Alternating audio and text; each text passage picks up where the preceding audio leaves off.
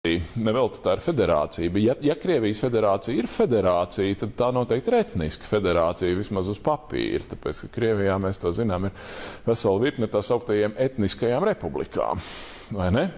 Proti Tatarstāna, kas ir republika tatāriem, Čečenija, kas ir republika čečeniem, ja?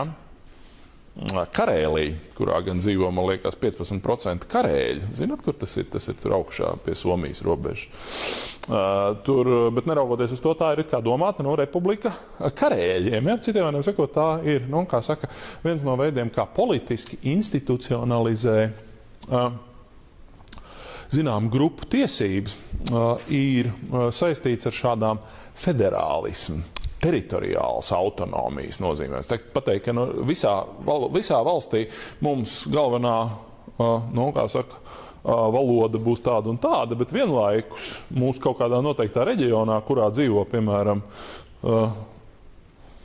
daudz ungāru. Ukrainā, starp citu, ja jūs paskatāties, tur tajā aizkarpata, tur ir viens ļoti neliels reģions, kur ir ļoti augsta ungāru koncentrācija, tāpēc, ka tā savulaik ir bijusi, Austro-Ungārijas sastāvdaļa. Tad mēs šai konkrētajai grupiņai iedodam tur zināmu ne tikai valodas tiesības, bet arī politiskas tiesības, ja? Proti tajā ziņā, ka tiem, kas tur dzīvo, ir tiesības uz pašnoteikšanos, viņiem ir tiesības sūtīt savus pārstāvjus uz kaut kādu jau federācijas, ja, uz tā kopējo līmeņu parlamentu, ja, un tā tālāk, un tā tālāk. Tas ir tas, ko mēs saucam par etnofederālismu. Ja.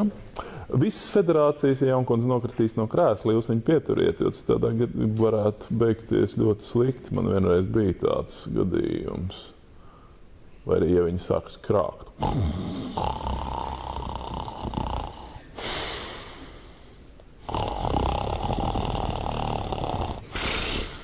Redz, man izdevās.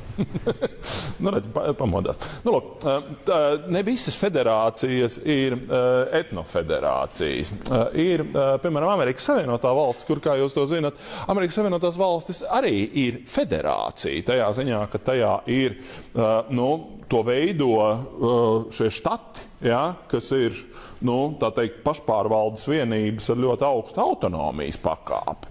Bet Amerikas Savienotās valstis nav etnofederācija. Tur nav, kā saka, lai gan teksasieši droši vien teikt, jā, ka mēs esam kaut kādā ziņā atšķirīgi etniski grupa no tiem pārējiem amerikāņiem vai kaut ko tam līdzīgi, bet kopumā Amerika nav etniska. Tajā ziņā, protams, ir kaut kāds nodalījums starp dienvidniekiem un ziemeļniekiem, kas ir tāds kulturāls, bet neviens neteikt, ka tur, nezinu, dienvidnieki un ziemeļnieki ir divas atšķirīgas etniskas grupas. Ja.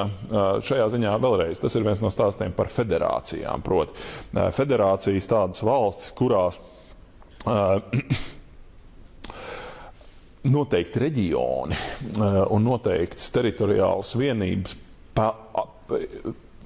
pelna augstu autonomijas pakāpi šajā valsts ietvarā. Ja? Klasisks piemērs Eiropas tāda laikam nozīmīgākā un senākā federācija, protams, ir Šveices Savienība, ja? Kas ir veidojusies tieši kā federācija.